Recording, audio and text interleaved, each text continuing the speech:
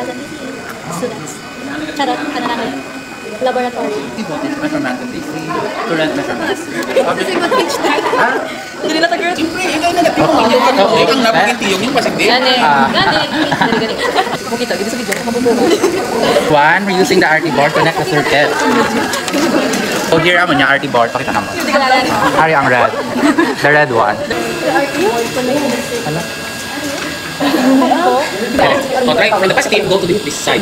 And then, di ba sa atong na theory is that when you enter, kay passive ang resistor, amo na positive nyo ang in-entrance ninyo. Di ba? Tapos, you get it, di ba? May theory, kay passive element ang resistor, ang positive na entrance, tapos hindi na void, pag drain mo ito, ang positive na negative na gapon, di ba?